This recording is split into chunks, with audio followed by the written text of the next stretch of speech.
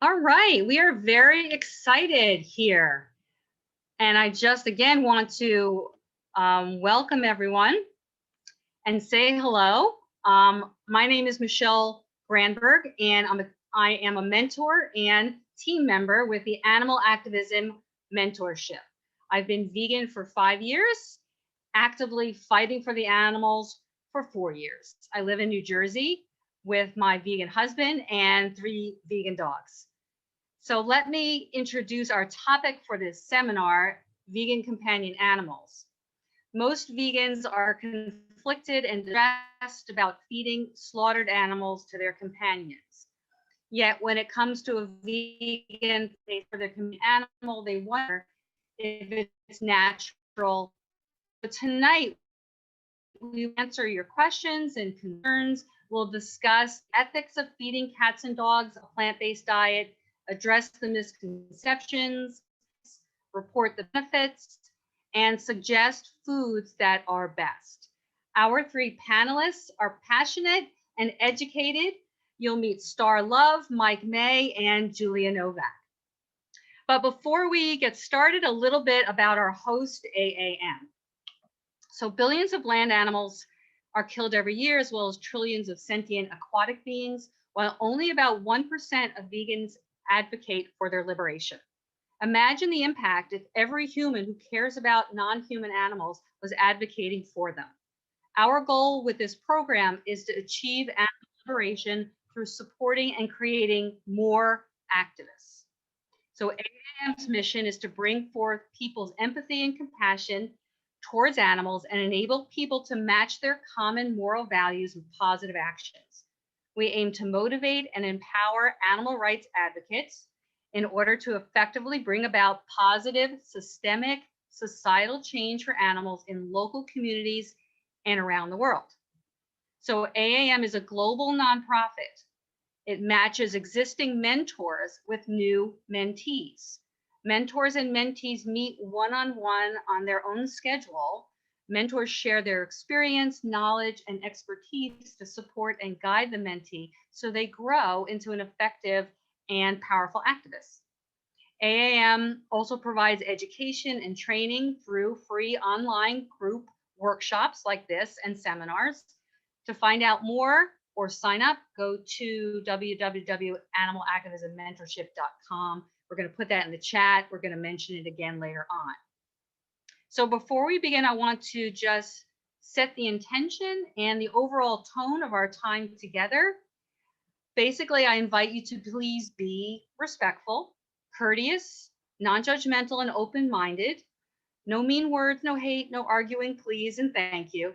And remain muted unless prompted. And we'll have time for Q&A at the end, so you may save your questions or you can put your questions in the chat and we'll try to answer as many as we can. We are recording this presentation, as you may have seen.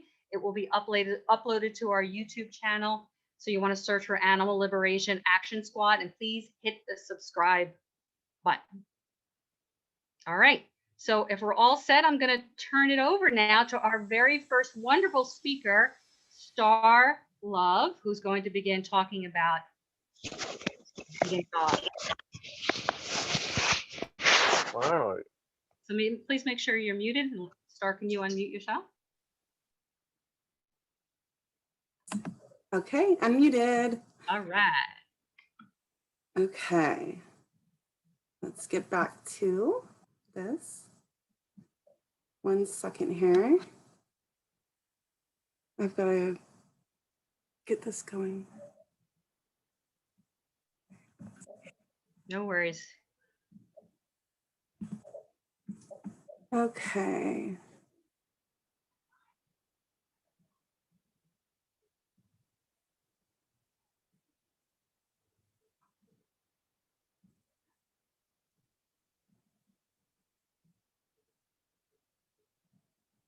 I'm not seeing the presentation share here.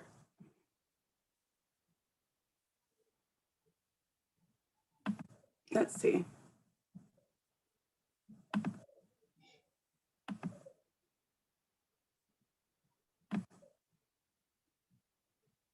Okay. Here we go. Yay, you got it. Okay. Vegan Dog Companions by Star Vegan Love. That's me. About me. Hi, friends. Star Vegan Love here from Southern California. I made a conscious decision to be vegan 9 years ago overnight. I began my animal activism for inspiring and helping people go vegan the day I went vegan on New Year's Day 9 years ago. I got 2 of my good friends to go vegan with me. I'm truly passionate for seeking truth, showing compassion, being the change I wish to see in the world, positivity, love, health, nature, and animals. I'm a true animal lover and was around all kinds of animals since my mom rehabilitated wild injured animals, and once they were well, we would release them back in the wild. I helped with nursing all these animals back to health. We also had a house full of domestic animal friends. I studied about dogs since I grew up with 2 Australian shepherds named Spot and Susie. I consider myself a humanitarian and have helped many and believe in treating others the way I would like to be treated. I live by love and the golden rules. My best friends. I do not consider my dogs as pets. They are my family. I do not consider myself their owner. I am their guardian and they are my companions. Their health and well-being are extremely important to me. I will talk a little bit later about my 3 doggy companions, Zoe, Rascal, and Buddy. Please come with an open heart and an open mind to learn about something new. We are here to learn the truth. Can dogs be vegan? Well, dogs and plants. Dogs produce more of the enzymes needed for starch digestion, have much lower protein and amino acid requirements, and can easily utilize vitamin A and D from plant sources, just as people do. There is also evidence that dogs evolved from wolves by eating more plant material. Some people will argue that dogs can't digest plants properly and speak about how a dog's pancreas isn't fit for the job. And then here's a picture of some veggies for dogs. And okay, the next topic is the dog's pancreas. The job of the pancreas, among other things, is to produce the digestive enzymes that dogs need to digest their food. Dogs' pancreas work very well at their task, and dogs do a very good job breaking down starch from plants. The digestibility of most plants that are a common part of human diets is quite high in dogs, not all that different from what it is in people. There is no evidence that feeding a higher carbohydrate diet damages the pancreas in any way. From a biological perspective, dogs lack most of the metabolic adaptations to a diet of animal flesh, thus making it perfectly fine and actually healthier for dogs to be on a vegan diet.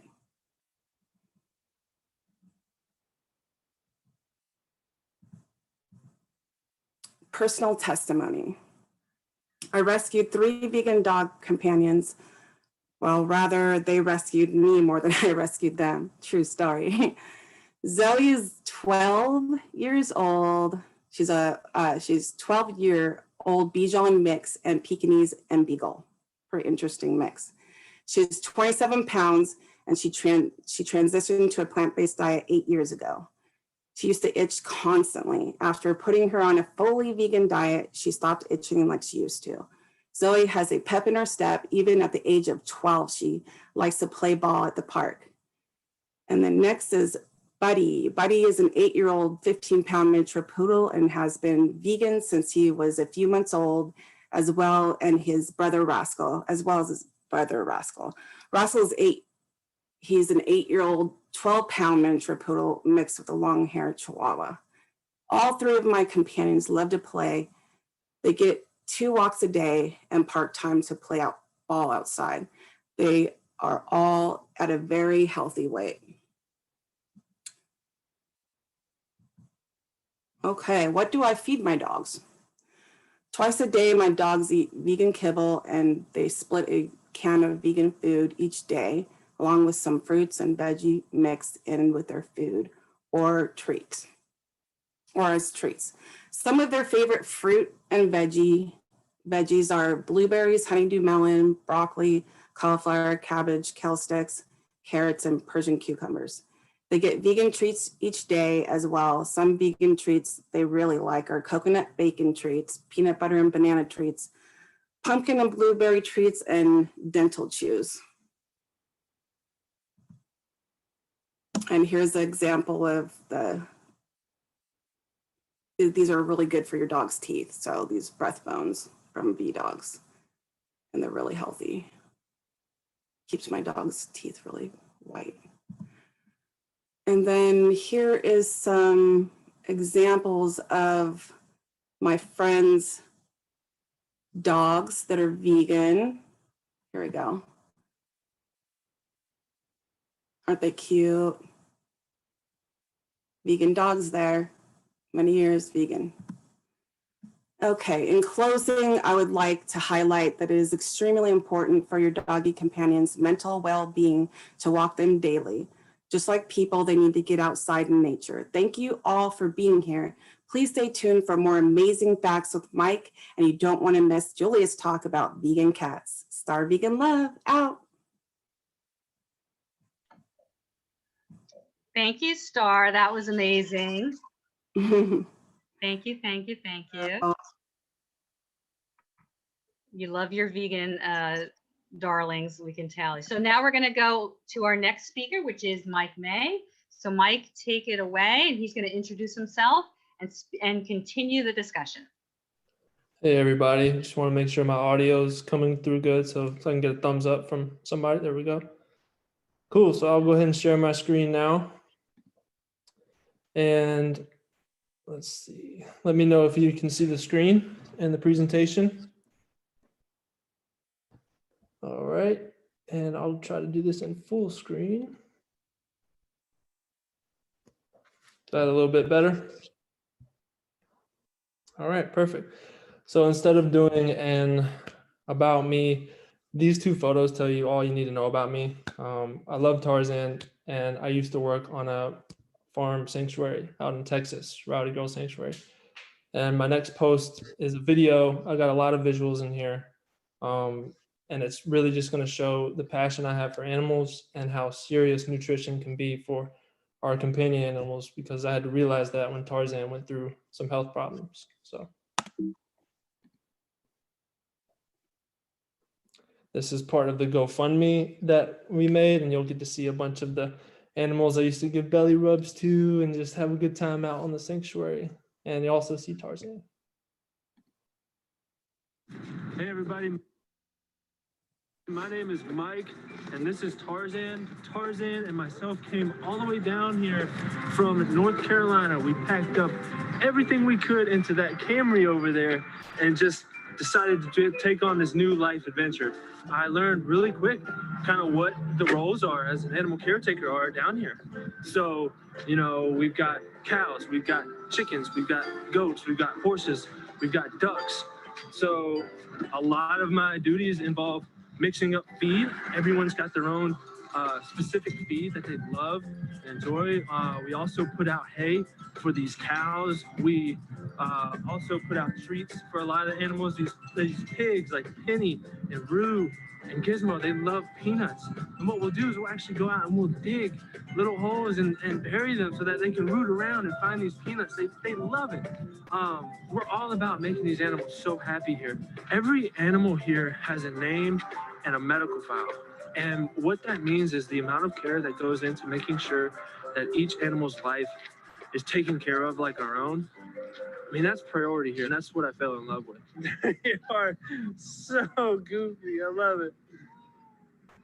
And so where that really hits home for me is Tarzan, when he, again, was born January 14th of 2017. So he's not even 2 years old yet, but he has had TPLO surgery, and he will have hip dysplasia. And he has to wear this e-collar for, you know, a month or two. He has to be confined to a crate for a month or two.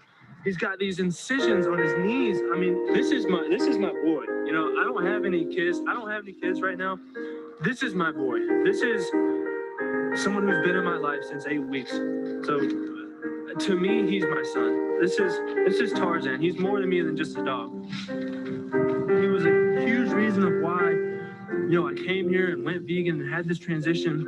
And to see him hurt like this, it really bothers me. Those who know Tarzan back in North Carolina and those who know him now in Texas, who has known that Tarzan has impacted your life. He gives love. He gives so much love. You come home and his tail's wagging. He's got this big smile on his face. He's so happy to just be alive. And I hate that he has to go through all of this, all of these medical issues.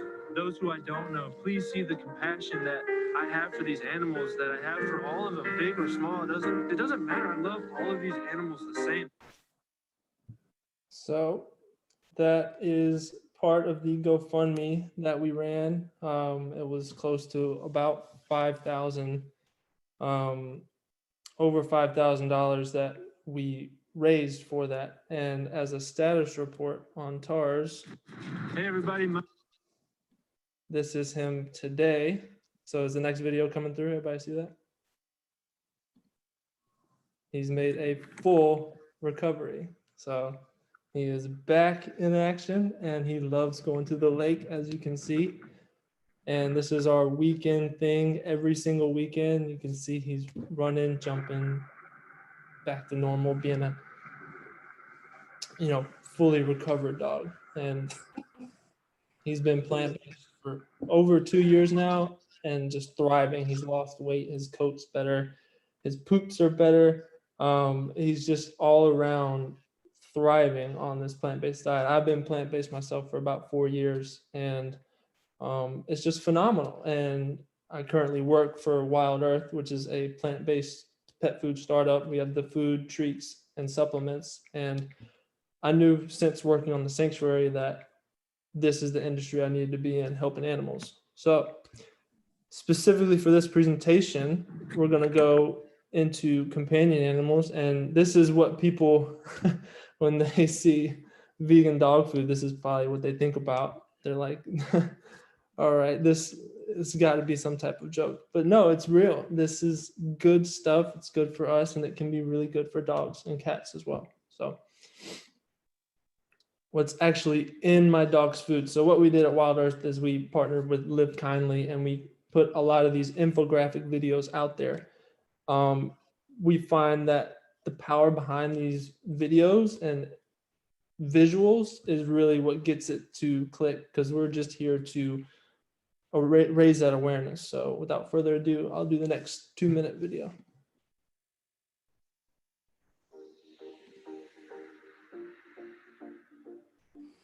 Pet owners assume the meat used for pet food is a good thing. But did you know it makes use of the scraps that humans would never eat?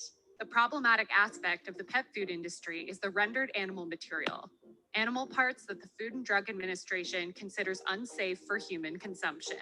This rendered meat falls under the 4 Ds. The food is sourced from animals classified as dead, down, dying, or diseased. And since you're likely feeding your dog the same thing every day, your pet is being exposed to this unhealthy food at every meal. The ingredients used in today's dog foods would shock most pet owners. The Clean Label Project is an organization that tested pet food to find out what's really in it.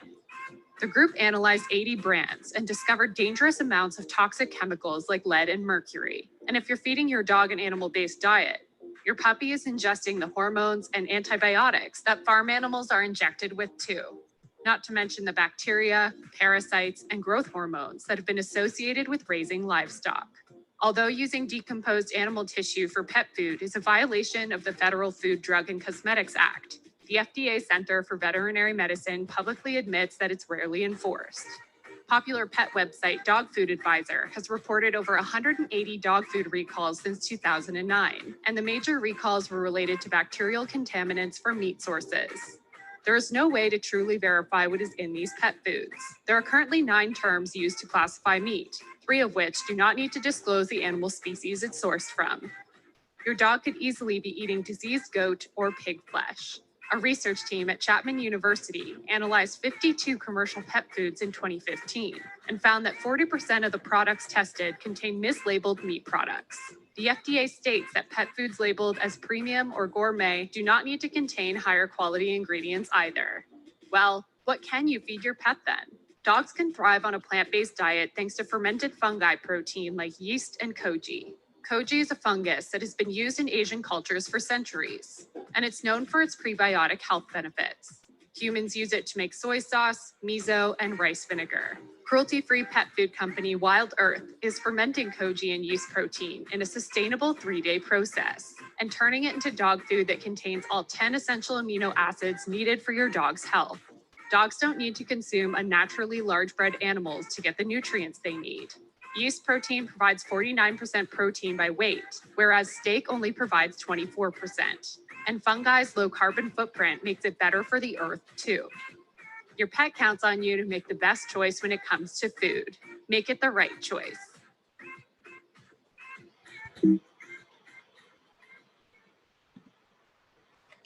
Now, I'm not sure about y'all, but I was pretty shocked when I found that out, and it did not sit right with me.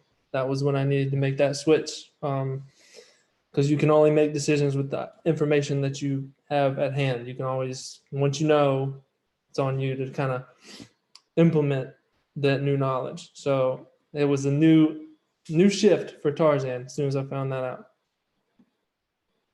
And so the next thing is, when you start getting this new information, it conflicts with a lot of things that you may have already heard before, or different opinions or statements or whatever you find out there. There's tons of information out there.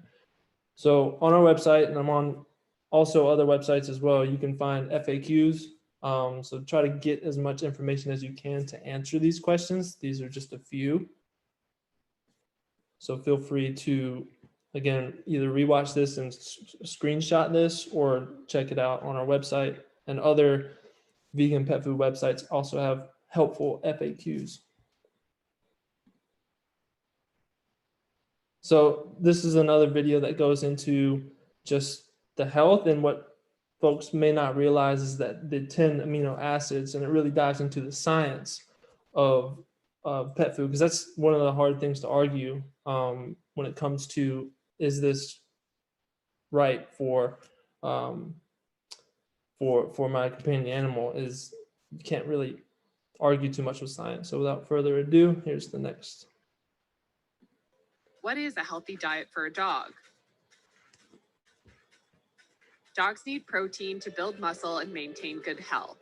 Many believe that a diet of meat and grain is the best option for pets.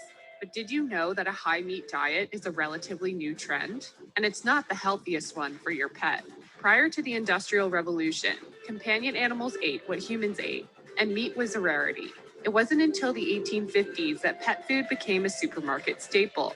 Today, dog food is a medley of processed meat from factory farms. Animals that are unfit for human consumption end up in your dog's kibble bowl. According to website Dog Food Advisor, there have been 180 dog food recalls in the past decade, and the major recalls were caused by bacterial contamination from meat. So, what is a healthy diet for dogs? In the digestive process, protein breaks down into amino acids to make hormones, build muscle, and protect your pet from infection. Protein molecules are made by combining a variation of 20 common amino acids, and dogs require 10 amino acids to come from their food. Like humans, their bodies make the rest, including taurine, so long as they have the right building blocks.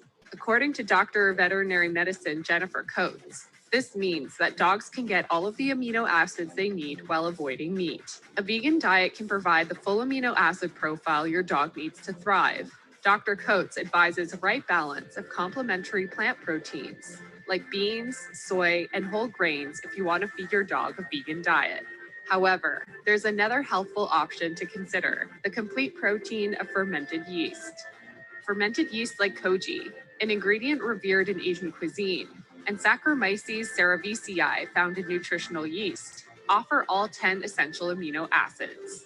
This can take the guesswork out of whether your dog is getting the right balance of amino acid building blocks, because all the necessary ones are there. Fungi and other yeasts have high antioxidant content, and nutritional yeast contains alpha-mannins and beta-glucans that have been linked to increased immunity and lowered cholesterol levels.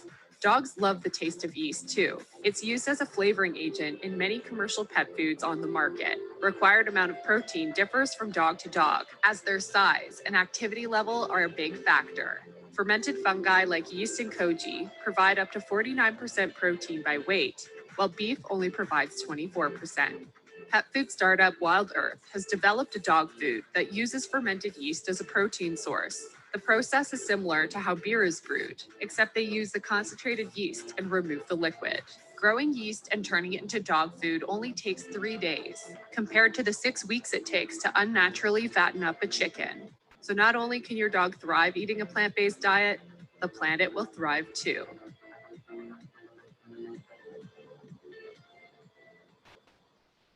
Again, just more information. The more you know, the better. It's all about, learning every single day. And so moving on to the next.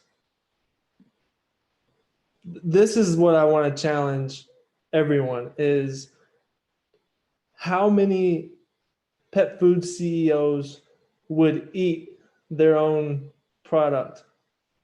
I'm going to assume hardly none. So enjoy. For me, when you open the bag, I get this aroma of baked bread. I actually like it when it's been aired a little bit. It tastes like a very savory cracker. It has this lingering taste, the umami. Bugles and sun chips, cookie croutons. I've been a longtime animal lover my whole life. I really wondered what they were eating. And the more I started to look into it, the more I realized what they were eating was not something that I felt was good or wholesome or nutritious. And I felt that we had to do something very different. Wild Earth's mission is to make dog food better. When we look at all of the contaminants and recalls associated with animal meat-based pet foods, it's a long list. We've seen euthanasia drugs, toxic melamine, untold numbers of bacterial contaminants, plastics showing up. I mean, this is a serious problem that comes from factory farmed animals. And so for us to be able to provide an animal-free pet food means that we get to eliminate a lot of those contaminant sources. It was really an incredible journey going from the idea of can we make something better, cleaner, more sustainable for our pets, all the way through to actually can we build an ingredient, product, and then a company. We had a big team of scientists, veterinarians, formulators, nutritionists. We all came together and we decided to think about what were the ingredients that we were going to use. When we first made our very first prototype, actually made it in my own kitchen. We didn't have our facilities that we have right now, state of the art. From then on, we started putting a little bit more thought, more technology, and also more of a market lens to it. And we knew that in order to make the food happen, we couldn't just use protein.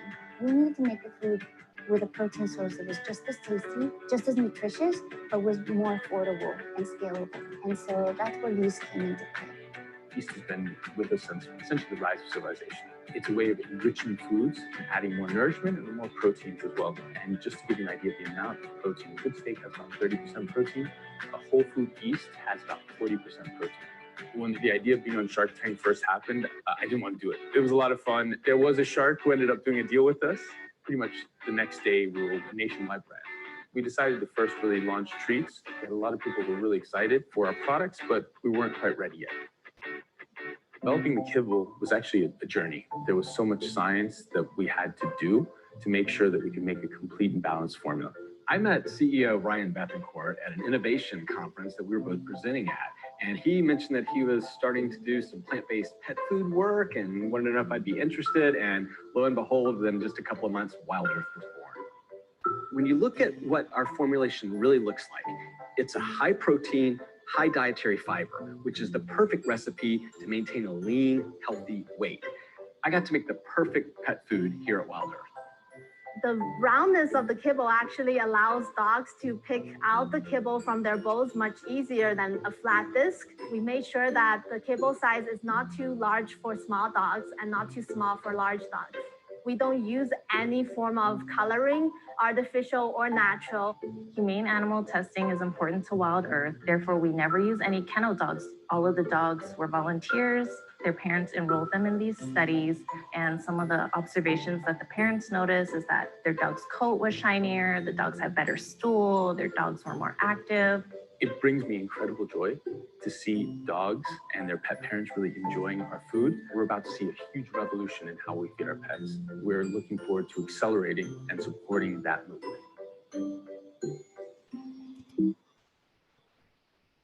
All right. So that is dog food made better. For me, when you open the bag, I get this aroma of. And yeah, it's just a real question of how many people would eat their dog food. None that I knew of. That's unheard of. But you start to question, if I'm not going to eat it, why would I want to feed that to, I'm thinking Tarzan, you know? He went through all those medical issues. Nutrition was at the top of my list on how to best take care of him. He's my son. I'm gonna look after him as better than I look after my own self. So I'm gonna move to the next slide. So this goes into gut health. This is a shorter video. We've only got just a couple more slides left, but just so that we have, again, all that information, this will be recorded and you'll see it. But it really dives into the science behind how they can thrive on a plant-based diet. 1 minute. An essential and overlooked pillar of a dog's health is their gut microbiome. Gut microbiome are those gut bacteria that influence the immune system, hormone levels, every facet of health. And that's why at Wild Earth, we focused on supplying and fortifying the gut bacteria through our special and unique yeast proteins. An essential nutrient for dogs is fiber. And that's one of the things that most dog foods overlook unless it's a therapeutic diet. And so for us to be able to work with a yeast protein that has this very special form of dietary fiber, beta glucans, that was one of the things that attracted me most to that as a protein source, because I knew that we would always beat meat sources because meat doesn't have the fiber that our yeast molecules do. When you look at what our formulation really looks like, it's a high protein, high dietary fiber, which is the perfect recipe to maintain a lean, healthy weight. I got to make the perfect dog food here at Wild Earth. So you heard it, high protein, high fiber. We actually, when we put it out in the market, we purposefully stayed away from vegan just because we know that the transition is getting there and folks are being more aware, but we want to help as many animals as possible. And we know that there's just more acceptance to clean, complete words like that we tried to incorporate into our product. And we just sneak in there that it's plant-based. So moving on. And we'll get to, just again, feel free to go back through this presentation and screenshot this, but it's just a word on sustainability and where meat-based pet diets require more. And to be quite frank, we don't have more. We're running out. We're already out in a lot of these places. So I won't read through all this, but just feel free to go back and take a look at it later, just in the sake of time. Again, another video that you may be able to go through and look. All of our stuff is on YouTube. Just for sake of time, I will skip this one. But you can check out On Wild Earth, yeast, sustainable protein source for dogs. And again, it's all just about the more you know, the more you can be informed.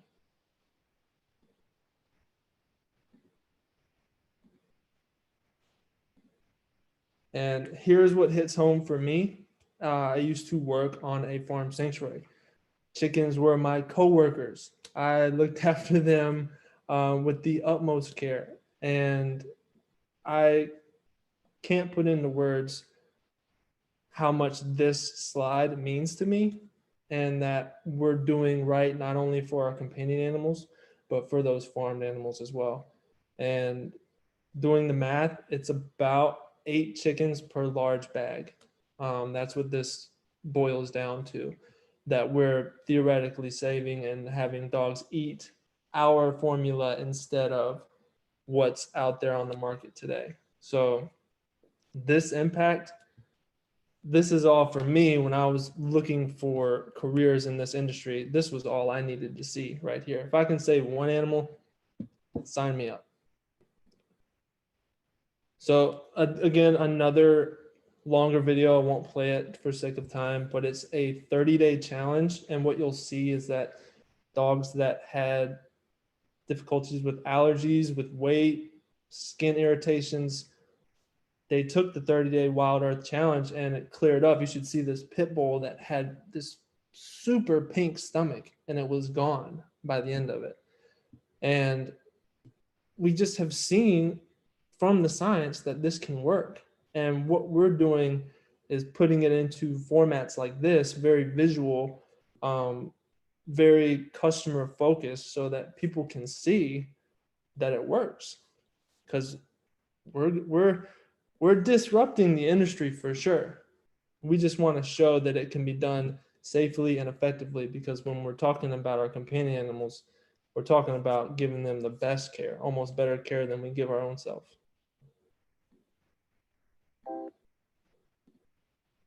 So again, with some of those benefits, feel free to screenshot this. This is more into detail. So based on the surveys that we've gotten back, and it's just incredible. These dogs have done a complete 180. I know Tarzan has, and when I switched him over, it was incredible, the changes that he made. So the fact that we're seeing that through other dogs as well is amazing.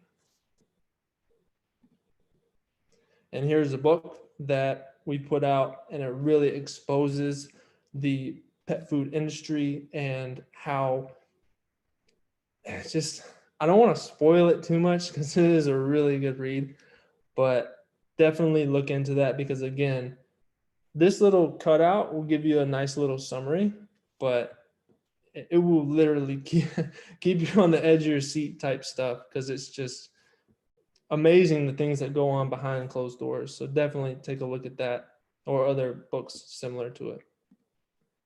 And finally, if you don't care about any of this, money is something that everybody cares about. So we know the power of word of mouth as well. So we have a referral program. And so if you're seeing this and you're wanting to maybe do a little bit more research, but if you do decide to give us a shot, you refer your friend and your friend refers you, voila, y'all both got the food for free. So what we've seen is that people who believe in the product, have seen it, they're already on social media telling their friends, oh my gosh, look at my dog. Who doesn't Snapchat or Instagram their dog daily? I know I do. So I put this out there. My friends who don't even have dogs put this out there. They've got referrals. So definitely look into this as well, because at the end of the day, we're making every single day better for our companion animals, for the farmed animals, for the planet. And if you do these referrals, I mean, I had friends last week, the ones who didn't even have dogs, they made $600 last week. So better for your wallet too. So I think that's the last slide that I have. Yeah. Do you want me to go through the rest of these, or? No, maybe you can share them again later, but you can Okay, cool. close that for now. I will unshare. Let me see. Exit. I'll go here. Stop share. Okay, cool. Thank you, Mike. That was really amazing. And one thing I wanted to mention that as a disclaimer, that we aren't professional animal nutritionists. And I also wanted to really tell everybody, Mike mentioned that he worked at the Rowdy Girl Sanctuary in Texas. Mike, you should put the link in the chat to Rowdy Girl Sanctuary, because I want everyone to check out Rowdy Girl Sanctuary. Amazing story that we won't get into, but they were cattle ranchers and then they turned their business into, they were a cow sanctuary now. So really amazing, inspirational story. Yeah, really quick, just 1 minute. It's their story. If you go onto Netflix, if you have a Netflix account, Vegan Everyday Stories, they're the first one that pops up. And Renee and Tommy, speaking to the people that they are, I lived in their house. Like, it was their room, the hallway, and their guest bedroom, and I stayed there. And so they not only opened this career and life changed, but they opened up their home. So check them out on social, support them. I know those 124 animals well. Every single day I took care of them, and not a day goes by I don't think about them. So everything to support them, definitely check them out. This is their shirt. Texas is going vegan. So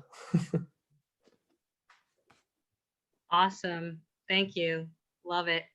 Love it. There are some questions coming in the chat for you, Mike, but we'll hold off on those, and we're gonna have our Q&A after Julia's presentation. So, but thank you for posting those questions. Just hang on. So next up is Julia Novak, and she's going to talk about vegan cats. All right. Hey guys. So I'm super excited to talk to you guys about plant-based vegan cats. It's one of the more controversial subjects throughout vegans and non-vegans. First, I'm just going to introduce myself. So my name is Julia Novak. I'm an AAM mentor, as well as an animal rights activist. I'm a mother of 3 vegan companion animal dogs and 1 vegan companion animal cat. My companion animal dogs have been vegan for, I've had my dogs on a vegan diet for almost 10 years. And I also have a vegan son who's been vegan since birth. I myself have been vegan for 14 years and an animal rights activist for just as long. I'm one of the admins of a Facebook group called Vegan Vegan, that's VGN. I'd highly suggest joining. We have some really great resources on there. So I also attended and completed my certification with the National Animal Control Association. I worked as a veterinary assistant for over a year. I have fostered animals for PETA's Community Animal Project for 10 plus years. I am one of the coordinators for Smithfield Pig Save, and I do a lot of work with other animal rescue. So I have put in months of research for plant-based vegan cats, and I've compiled it all for you guys on another slide that we'll share, so that you guys can sort through all this information, have one nice spot, and won't have to go through the lengths that I went through to find it all and compile it all. And then you can share it with others and just go through that yourself. Like I mentioned, I have a vegan companion animal cat whose health improved greatly after switching her over to a plant-based vegan diet. Before I put her on a vegan diet, she was having issues with digesting her food. So every couple weeks, sometimes it was every couple months, she would go through a couple days where she would just vomit up her food and wouldn't want to eat for a couple days. And this was normal. She's about 7 years old before I put her on a plant-based diet. So had a little bit of skin issues, itchy skin. And I noticed after putting her on a vegan plant-based diet that these issues completely went away. She no longer vomits up her food. She seems more full in between feedings, more content. Her skin and coat became a lot softer. And there's a lot of stories about other vegan cats that I've talked to their guardians as well that are much more drastic than that. I would highly suggest that you, if you're interested in vegan cats, join the Facebook group Vegan Cats. Thousands of companion animal guardians are on there with their cats, their testimonies, what trials and tribulations they've gone through prior and during. And it's just a really great resource for firsthand experience with guardians who are either just now transitioning their cats or had done so 10 plus years ago. And you can just kind of put your questions in there and you will see that tons of people will comment and help you find the right resources, veterinarians that can help you with those questions. Another great resource that I want to mention first off is Evolution. It's a vegan cat food that I personally feed my companion cat. They have on their website a link to veterinary consults at any time for free. You can get on there and let them know what, problems you might be having, worries, concerns, what issues your cat might already have, and they can help walk you through what you will need to transition or help you as you're transitioning or after you've transitioned. All right, so I will be discussing the facts that I have researched and also going over myths. So this is not, plant-based vegan cats is not a new idea. This is something that's been going on for quite a few decades, that we now have the science and facts to prove that not only is it safe for your companion cats, but in some cases, it's much safer and much healthier. There is a 2016 peer-reviewed and published journal that has indicated that commercially produced plant-based cat foods can not only provide domestic felines with adequate nutrition, but can actually provide health benefits compared to standard flesh-based cat foods. A significant and growing body of case reports have indicated that dogs and cats maintained on a vegetarian or vegan diet will be healthy. Reported benefits include improved coat, allergy control, weight control, increased overall health and vitality, arthritis regression, diabetes regression, cataract resolution, and decreased incidences of cancer, infections, hyperthyroidism, and echoparasitis. And then a link to that full article will be found in the slides that we will share with you after, with all the links and journals. And okay, so I want to start with talking about commercial cat food.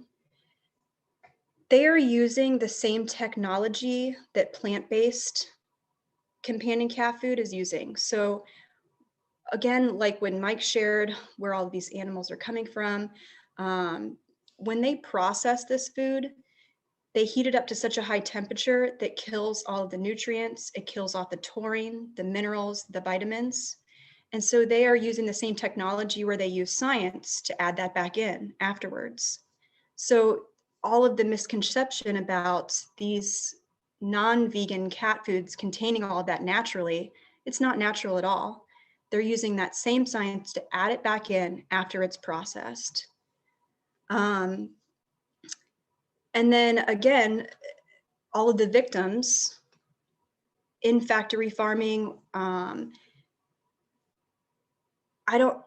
cannot justify killing thousands of animals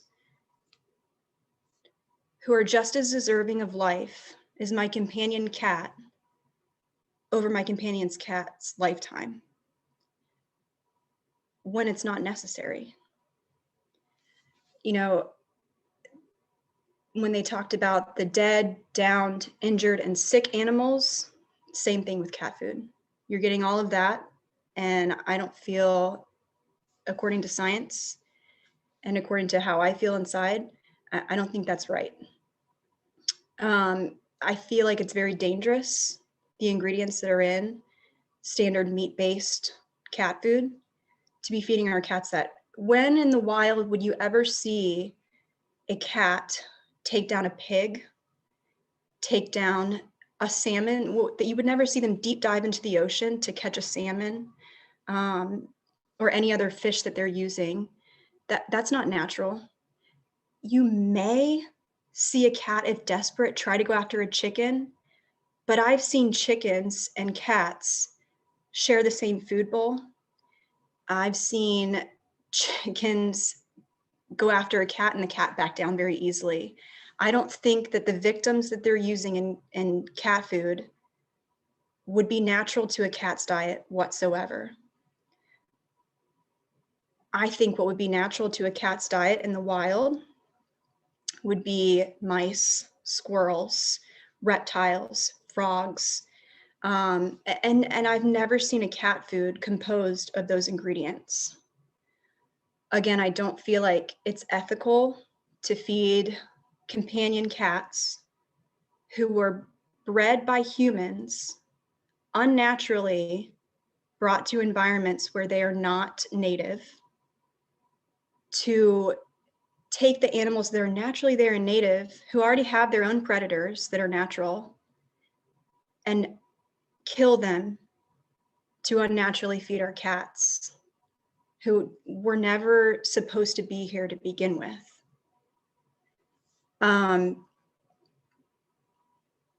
Can you imagine how many animals in the native area it would take if you went out and hunted those animals and killed them to feed to your companion cats? It just wouldn't be sustainable. It wouldn't be sustainable for the amount of cats that are here to begin with. There are 40,000 companion animals in shelters that are euthanized every single week in the US, just in the US alone, because of the overpopulation crisis. So to say that the amount of cats that are here unnaturally, it would devastate our wildlife if you were to feed them what is natural to them. So there is a solution that science has made possible in plant-based diets. No, it is not their natural diet to consume plants. However, science has made it possible for them to do that and thrive.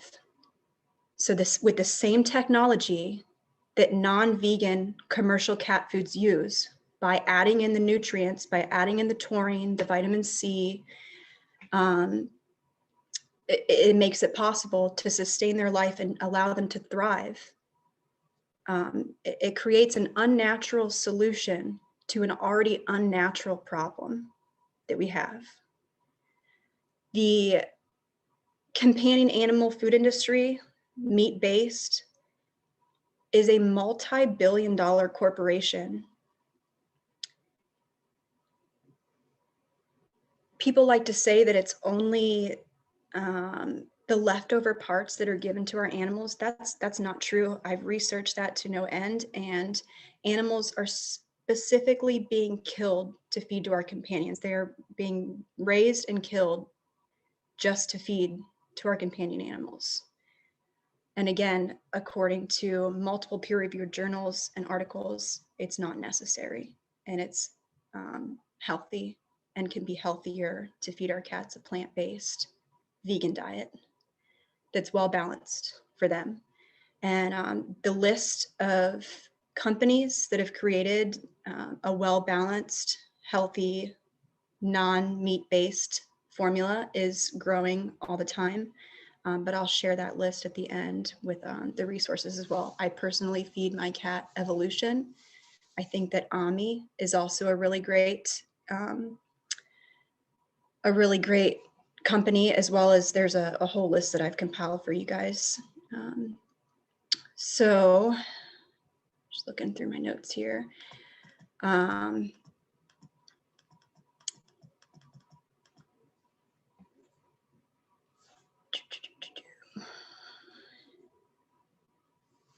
So I'm going to now share with you a pretty short video. It kind of goes over a lot of what I just highlighted, but it will also go into more depth about the science behind it, as well as what cats specifically need and how a plant-based diet can provide that for them and more.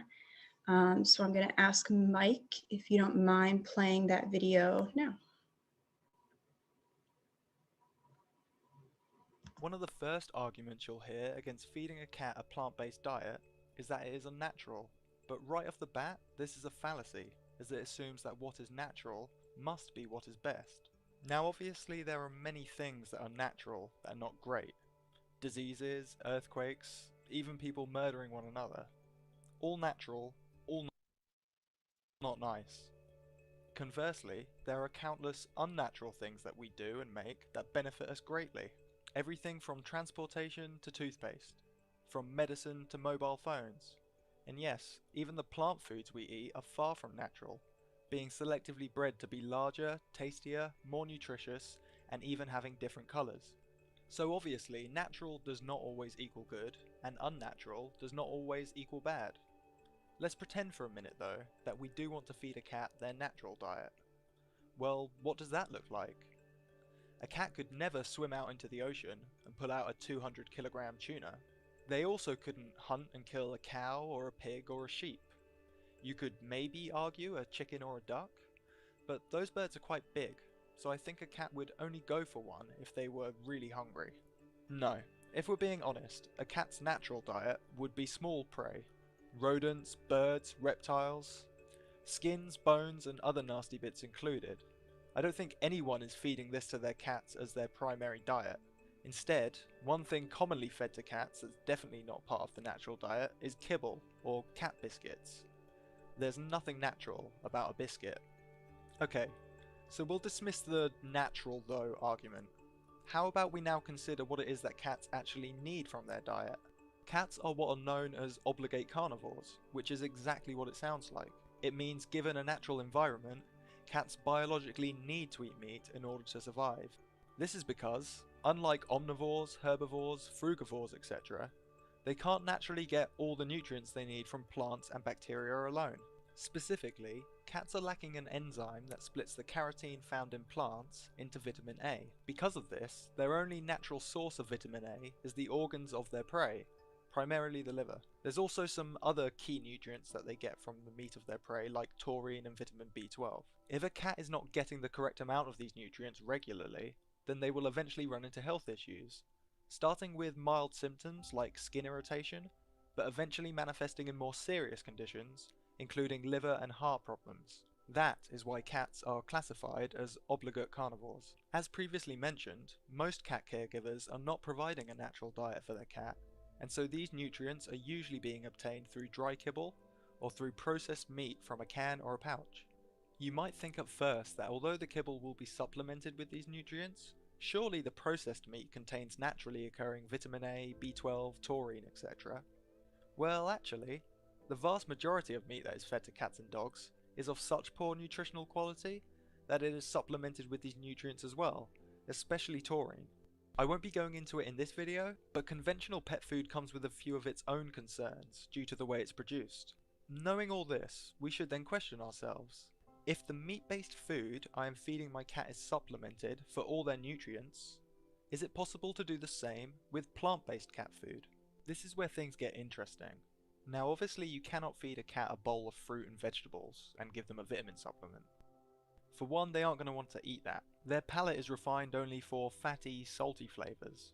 Even more importantly though, they will not be able to digest it properly. Obligate carnivores like cats have a noticeably different digestive system to herbivores or even omnivores. Simply put, they are not built to process plant matter, and they'd likely extract nearly none of the nutrients out of the vegetation and would suffer digestive issues, from minor problems like loose stool to serious issues including damage to their internal organs. The only way to feed them plant-based appropriately and responsibly would be to use one of the processed plant-based cat foods on the market, and to transition them onto it to allow their bodies a few days or a few weeks to adjust. Like conventional cat kibble, these foods are made of processed fats with added vitamins. In this case, the fats are derived from plants rather than from animal parts. It's perfectly reasonable to be skeptical of these foods, as some of them are quite new and there isn't a lot of information about them unless you go looking for it. In fact, I would always encourage skepticism, especially when it comes to claims about important matters like the health of one's companion animal. Research remains quite limited due to a lack of commercial interest in vegan pet foods, though the market is growing. One of the studies I found early on was a cross-sectional study on 34 cats that were exclusively fed a commercial or homemade plant-based diet, against 52 cats that had been fed a conventional diet for more than 1 year. The study sought to determine the motivation and feeding practices of people who feed their cats plant-based diets, as well as the taurine and cobalamin status of cats consuming plant-based diets. Here are the results. People who fed vegetarian diets to their cats did so largely for ethical considerations. Both groups were aware of the potential health problems that could arise from improperly formulated vegetarian diets. All cats evaluated had serum cobalamin concentrations within reference range, and 14 of 17 had blood taurine concentrations within reference range. In short, for this study at least, vegetarian and vegan cats were not found to be deficient in any vital nutrients, including B12 and taurine. I of course tried to find more information on the topic, and soon discovered the following. A review of evidence published from 4 studies that have examined the nutritional adequacy of plant-based diets for cats and dogs was studied by the Centre for Animal Welfare, University of Winchester. They reached the following conclusion. It is entirely possible for companion animals to survive and indeed thrive on vegetarian diets. However, these must be nutritionally complete and reasonably balanced, and owners should regularly monitor urinary acidity and should correct for urinary alkalinization through appropriate dietary additives if it occurs. Those interested in vegetarian companion animal diets should be aware of concerns about the nutritional adequacy of some such diets demonstrated by a number of studies over a significant number of years. However, to ensure a balanced view, they should also be aware that similar concerns exist about commercial meat-based diets. They should also be aware that, although rarely conducted in accordance with the highest standards of evidence-based medicine, the significant and growing body of population studies and cases have indicated that cats and dogs maintained on vegetarian diets may be healthy, including those exercising at the highest levels, and indeed may experience a range of health benefits. Regardless of dietary choice, consumers should be encouraged to check labeling claims of nutritional adequacy and to ask manufacturers what steps they take and what evidence they can provide to ensure nutritional soundness and consistency of their diets. As interest in vegetarian companion animal diets continues to grow, it is anticipated that further relevant studies will shed additional light on the nutritional adequacy of these diets and on the health of companion animals maintained on them. This review of the literature suggests that with careful management, it is possible to have a healthy cat on a plant-based diet. This makes sense after all, as like all animals, cats need nutrients, not ingredients. All food is broken down into its constituent nutrients before being absorbed into the bloodstream, so it shouldn't matter what form the food takes, providing it's being properly digested. However, there is still a chance that your cat won't do well on a plant-based diet. The main concern is urinary alkalinization. Veterinarian Dr. Armati May summarizes the risks as follows. Cats on a vegan diet can develop abnormally alkaline urine due to more alkaline pH of plant-based proteins, in comparison to the acidic pH of meat-based foods, which cats have evolved to eat. When the urine pH becomes too alkaline, there is an increased risk of formation of struvite bladder crystals and/or stones. Plant-based cat food has come a long way since though, and there seems to be an awful lot of cats thriving on plant-based diets for many years without this problem. Regardless, I recommend that as a caregiver to the animal, you should check their urine pH levels regularly. This isn't too difficult. All you need is to purchase some pH test strips and some non-absorbent cat litter. You can get both of these online, or your vet may be able to provide them at a cheaper price. Try to ensure that you test their pee as soon after the cat has urinated as possible. You want to see a pH of around 6 to 6.5.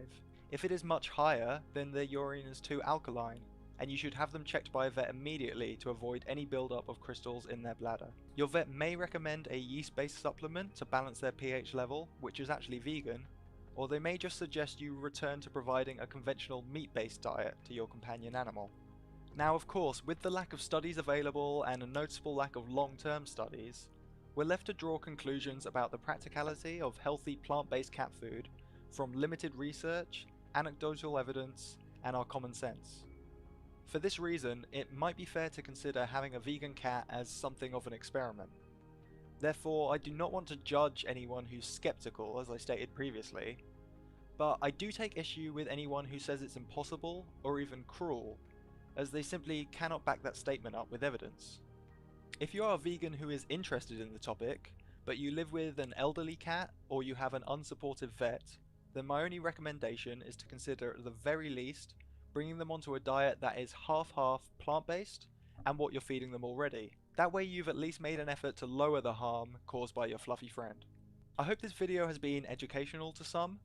I know there will be some of you who disagree with me about pretty much all of this, so you can let me know in the comments if you think there's anything that I've not considered.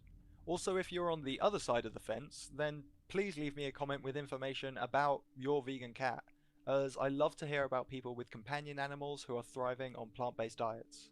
Eventually, at some point in the future, lab-grown, slaughter-free meat might become an affordable reality for pet food, and we will never need to have this conversation again. Until then, I hope you consider vegan or vegetarian pet food for your companion animal.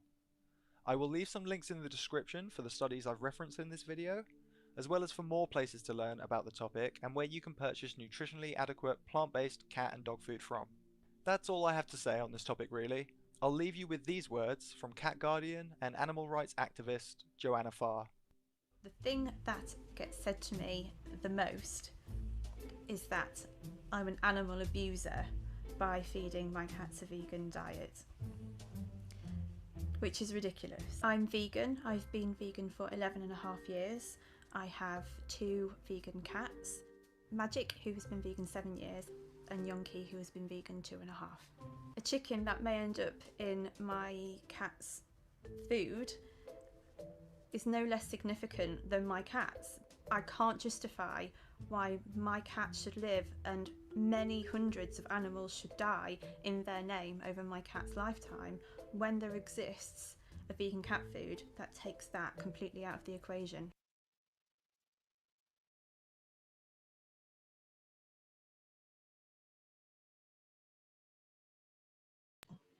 Okay, so after sharing that, I just want to touch base that all of the research that I have done is on vegan cat food. This is a fellow animal rights activist, Ronnie George, who created this video, who is one of my friends online who is pretty amazing and did this research and compiled this video in such a way that I wanted to share it, although we have completely different studies that we've looked at. So all of the studies that I have compiled are in addition to his studies, and I have found even more on top of that. So like I said, the science is growing every day, all the time. And just leaving with some closing statements before we go to questions. You know, again, can you really justify sentencing thousands of animals to death when it's unnecessary for your cats to thrive on a plant-based diet? And again, like he said, if you're skeptical, if you have an older cat, even just going half and half would be better for your, I believe, for your own cat, as well as for the animals impacted. So that's, I'm going to close with the workshop portion and then be happy to go in further detail with answering questions. Thank you, Julia. That was really wonderful and educational and informative. And Mike, would you put the, Julia mentioned the studies. So Mike's going to put that up. We're just going to leave it up for a couple of moments so that when you go back to watch the replay of this, that'll be the way that you can take a look at those studies and check them out. I sent you the link. Do you want me to do it or you got it? Could you do it? Yeah. And also, Julia, you mentioned, I think, a couple of cat foods that you like. Could you put those in the chat? People are interested in that. Yeah, absolutely. I'll share a full list of those right now, as well as, let me just show on screen. This is what Evolution, they have the dry kibble as well as the wet. And I mix water into my cat's food, either distilled water or I have an alkaline water machine, which I use with a more acidic pH than I would personally drink, because that's what's better for cats. Their body is more acidic than ours.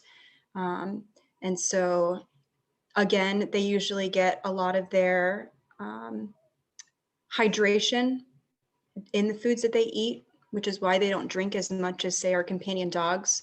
So I usually put that in there with their food.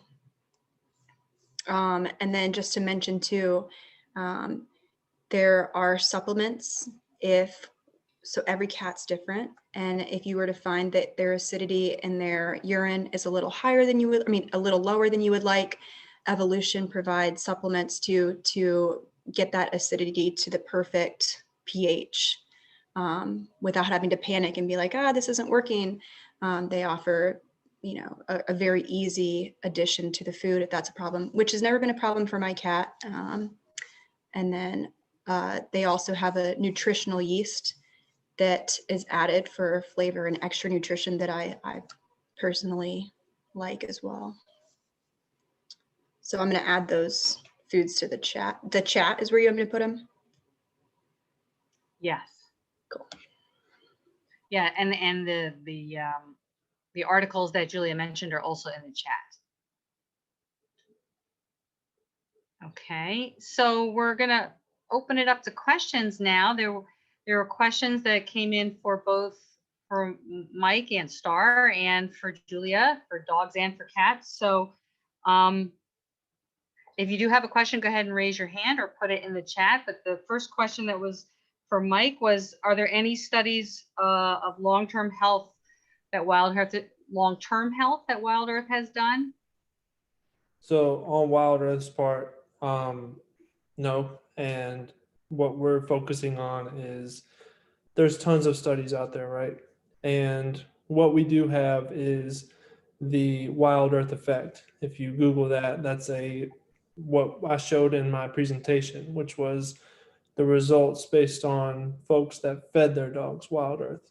And the issues, like we know with studies, is who funds them, what are they comparing it to, this, that, and the other. So while you may find a study, you really need to dig into that info and also ask yourself, you know, what makes sense. So when you're going through and you're finding out that info, I'm looking here that there's been over 180 recalls since 2009, and most all of them are from meat-based ingredients. So, and you go look at some of the allergies. There's another study, 2016 study I'm looking at here. It says 236 were from animal-based ingredients.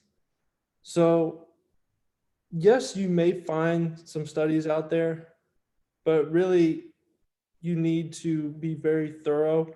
I'm sure with most folks who went plant-based, they did as much research going plant-based as reasons not to go plant-based. So you need to just find all of the information that you can out there and do what makes the most sense based on the information that you know. Another question that came in for you, Mike or Star, is what do you say to people who say that dogs are naturally carnivores? Star, do you want to do that one since I just went? I can, but. Star? Oh, hi. What do I say to them? I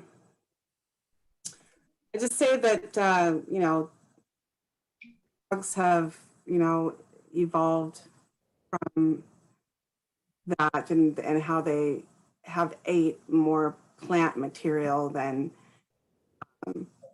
I just tell them my testimony on my dogs and show them some evidence. So I said that's just a misconception. I can help answer that too. They're domesticated as well. They're not wild. So go ahead, Julia. Sorry, I didn't mean to cut you off. I thought you were done. So a lot of people I've heard compare dogs to wolves. Yeah. And I would say that, one, dogs are not wolves. They have been domesticated. Most of our companion animal dogs, if left to their own accord, would not be able to hunt like wolves do. They would not be able to survive in the wild. They have been domesticated, and they're actually omnivores, not carnivores. Dogs biologically are omnivores, so they can digest plant and animal materials. Also, when comparing the hunting skills of wolves to, say, companion dogs, well, that's not really fair, because wolves hunt in the wild and are natural predators to their prey, where in the wild, their prey are given just as equal opportunity to outsmart them, to get away, which in a lot of cases they do. They have a right to life just as much as their predators do. But if you're going to put that on a companion dog, the animals that are killed for their food that we're feeding them, they have zero chance of survival, of getting away. You know, it's not that those aren't prey animals that are being, you know, the circle of life and their numbers are being checked. No, they are being raised in factories. They have no chance of surviving, and it's just not an equal comparison. Mike, you want to add anything to that? Yeah, it's just the more research you do, the less sense that things like that make. So I would just suggest to continue to research and continue to learn. And in regards to that last question too, when it comes to the meat and the correlation to cancers in dogs have skyrocketed. And why is that? Because the pet food industry has skyrocketed with it. And the obesity, dogs are getting diabetes. Like, these things did not happen. Go to your local dog park and you'll see like huge dogs. Why is this? You start to go down that rabbit hole and you start to realize what's in conventional pet food. And that's why. And unfortunately, that's all they're eating. They're not eating other things. So just again, continue to research. Excellent. Trey, you had a question or a comment? Do you want to unmute? Yeah, I've heard that there are plant-based companion animal foods that are not vegan because they test on animals. I don't want to like put this on this company if they didn't do it, but I think I heard that about Natural Balance in their vegan formula. I didn't know if you all know of any, like, can confirm about Natural Balance or know of any others that might test on animals that people that are vegan might want to steer away from if they're trying to make the best decision for animals. Yeah, it is true that some of these companies are not considered vegan because of the fact that they do test on animals. I have a friend who had to go through a lot of different vegan companion animal foods that their companion would take to, and that was, and they unfortunately did have to go with a company that tested, but I would still say that if that's the only option, like if that's still better than sentencing thousands of animals to death. If that's the only option, I would definitely start with the vegan companies first, meaning that they don't test on animals. But I would still say that providing the least amount of animal cruelty, being that the ingredients are vegan, if that's your only option after going through the other ones, would still be better. But again, yes, I can help you guys compile another list of which ones don't test. And you can pretty easily look that up too. Again, Evolution doesn't, and AAM doesn't for cats. VDog and Wild Earth do not test either. And then there are others as well. Mike or Star, you want to add anything to that?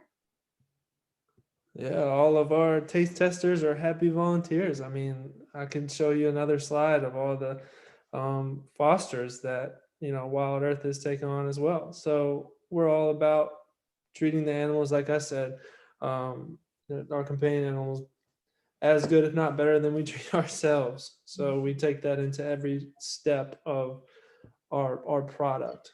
So, you know. Personally, my dogs are eating Wild Earth, so they're doing really good on Wild Earth.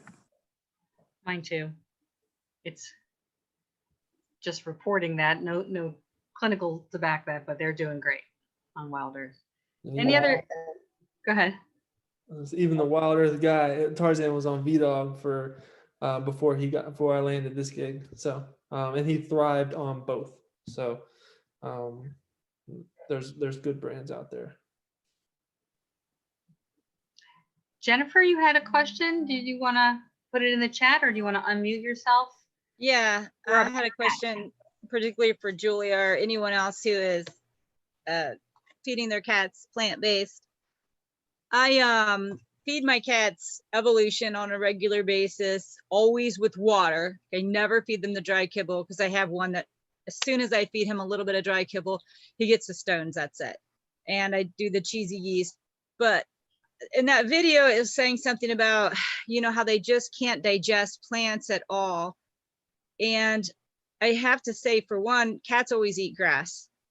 So I buy the wheatgrass and grow that, and my cats get that. But my cats also, they love steamed kale covered in nutritional yeast. And I mean, if they don't get it for a while, the kibble is not enough. Like they'll sit there and look at it. Like, where's my greens? They want the salad. And I don't know what it is. And they also love butternut squash or sweet potato chunks added in with their food.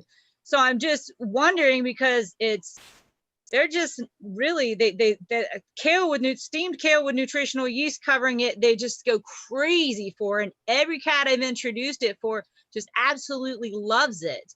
So I'm wondering, it's saying something about they can't digest that. I'm a little confused, I guess.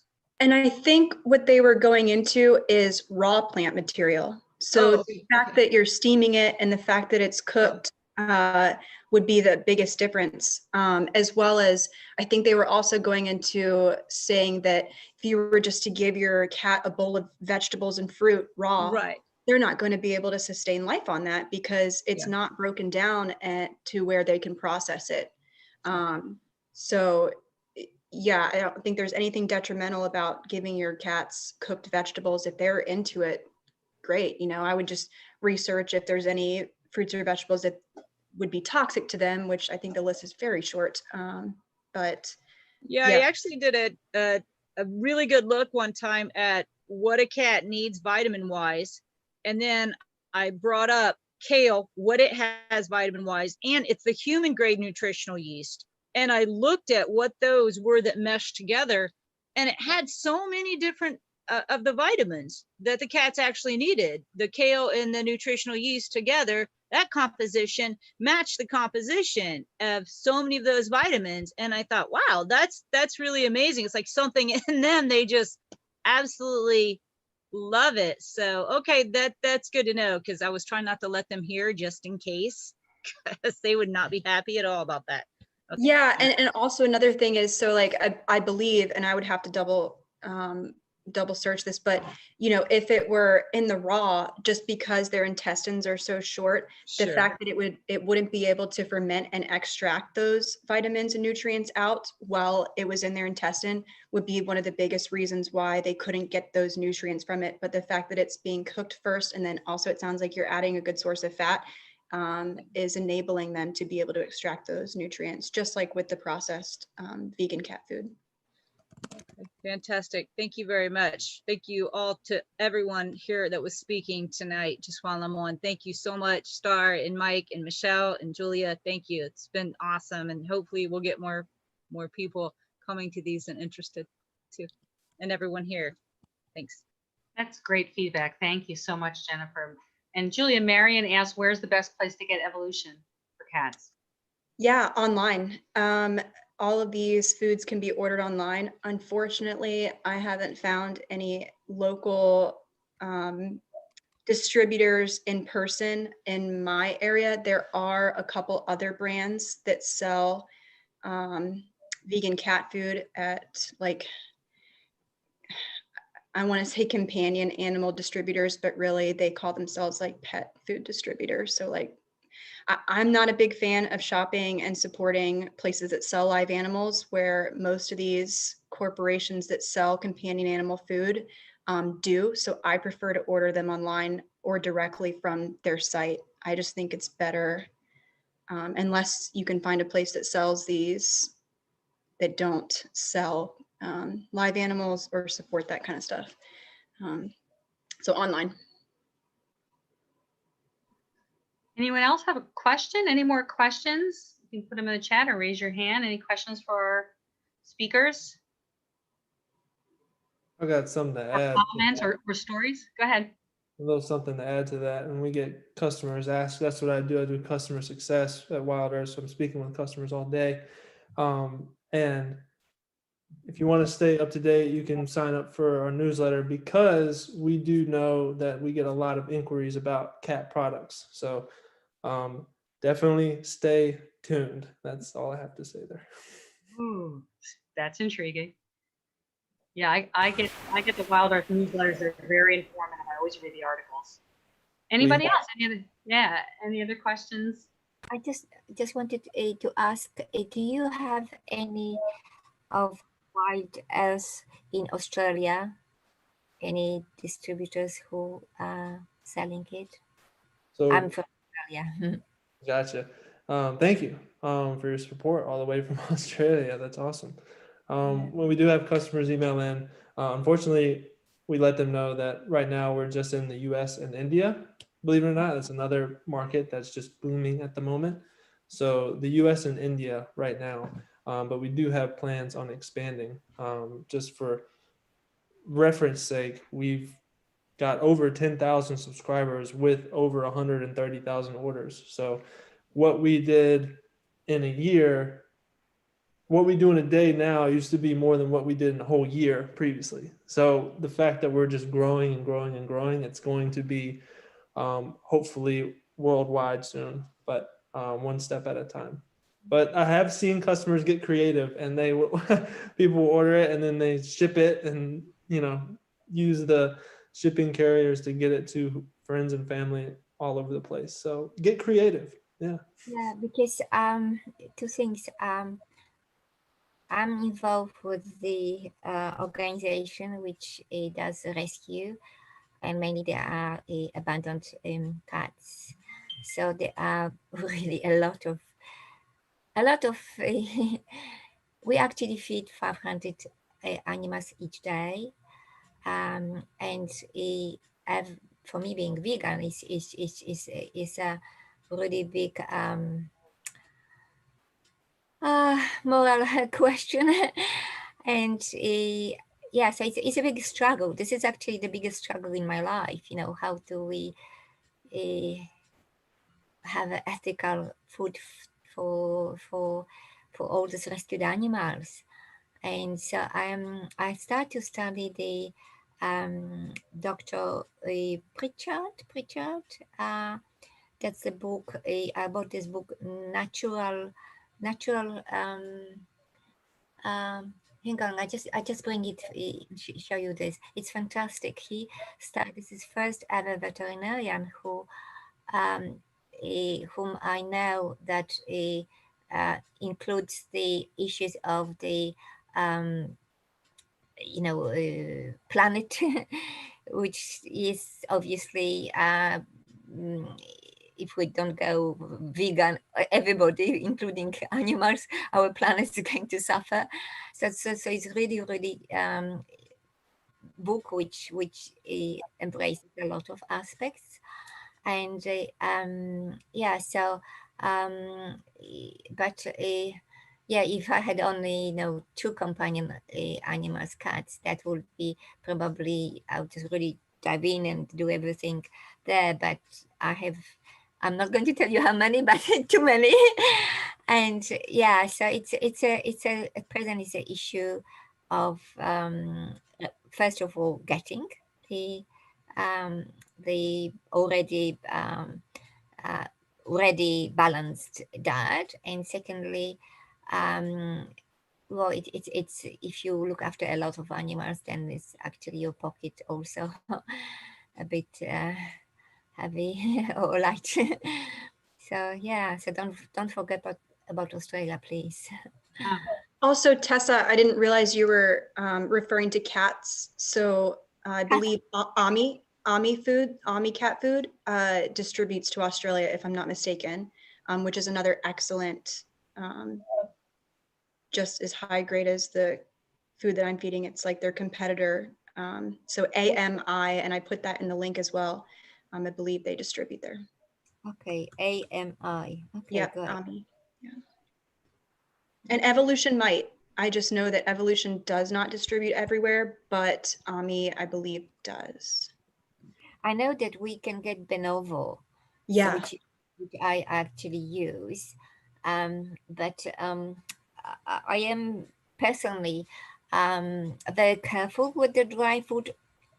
Always, I use it sort of like a rather enhancements if I want them to go from one place to another. I shake blah blah, but it's not like a main meal. I'm always worried about the urinary tract infections and the problems they can get. And so, yeah, so it's only, so I'm really looking for the wet food, Wet. which is. Wet would be Evolution is the best that I've found for wet. Is it available in Australia? You know, I'd have to look, but someone put in the comments just now the link. It's don't see my chat link right now. Let's see. Petfoodshop.com is the link to Evolution's site. And I want to say you can order it off Amazon too.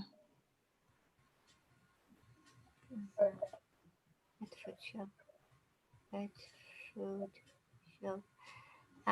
And somebody, Trey Morrow, mentioned that if there are any ways that people can donate and support the feedings that you do, yes, please. I can. I mean, we are really desperate because yeah, we also feed the street cats, and yeah, so I don't know how I can I put it on the chat or something, or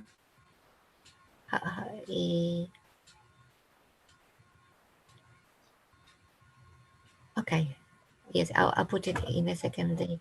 Our website, we are redoing a lot of things, so our website is a bit out of date, but it's a lot of things we need to do. So, right. Great. Okay, I will put it here. Thank you, Tessa. Good questions. Anybody else have a question? Because we're wrapping up. I saw one here.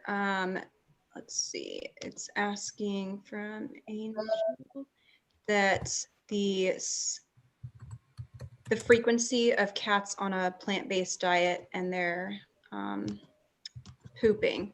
And yeah, I honestly, I wouldn't think that's anything to worry about. You know, the biggest thing to test frequently, or you know, it's said to test their urine once every month or so. Once you get it to where, you know, you've had a companion cat for years on a plant-based diet with no issues, I wouldn't say it's necessary to test every month, but I would more be on top of just at least at first testing their urine to make sure that the pH is on point. And I'm going to put the pH levels that it should be. And again, those test strips you can get very easily from really any, I want to say they sell them at like Walmart, Target,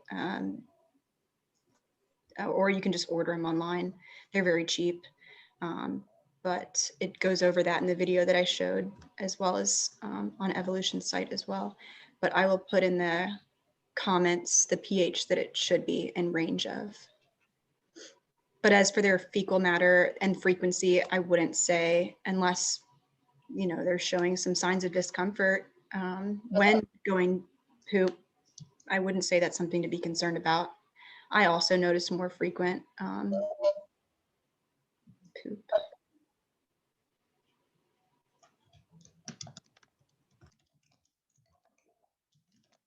Okay, that was the poop question answered. Very important, it really is. Okay, any final questions then? Any last questions for our speakers before I wrap up? Mike, are you able to throw the slides back up again, the last couple of slides while I'm wrapping up? Sure. If possible. If not, it's okay. The one that says the resources, there's a couple of books on that page if possible, and Yeah, 1 second. then AAM's info. So while I don't see any other questions, and while Mike is doing that for you to look at, you can look at it in the replay. Just to say about AAM, if you would like a free mentor, reach out to us. You can find us on Facebook or the website, as we mentioned, and we'll put it in the chat again, is animalactivismmentorship.com. On YouTube, you can search for Animal Liberation Action Squad. And Mike has put up some of the resources, and you can look at those and go to the next page as well. We also have another upcoming workshop on outreach basics. I don't think we have a date on that yet. So please follow us on Facebook so you can keep up to date, because we have pretty regular workshops. Almost every week or so, we have a different workshop covering a whole range of topics, just like this. So if you like this today, you'll love the other ones as well. And thank you. I just want to thank our speakers, and thank you for being with us, and thank you for your love of animals. If you're not already a vegan or already an activist, we invite you to go vegan and become active. It's not hard. It's super rewarding. You're not alone. We're here to guide, and make no mistakes, the animals need every one of us to help if they're ever going to be free and safe and happy. So do it for them. All they ask is mercy and kindness, to be treated the same way they treat us. So thank you, everybody. Thank you very much. Is there anything else anybody wants to add? Any of our speakers or Mikey or anybody? Yeah, I was just going to say, if anyone has any trouble at all with locating the resources, the journals, the peer-reviewed facts and sources, or websites that I was talking about, please feel free to email me or find me on Facebook, send me a message, and I'd be happy to share everything that way as well. Cool. Put your info in the chat. Got it. And Mike can do the same. So thank you, everybody, very much. Thank you all for coming. Thank you, thank you, thank you. Thank you for being with us.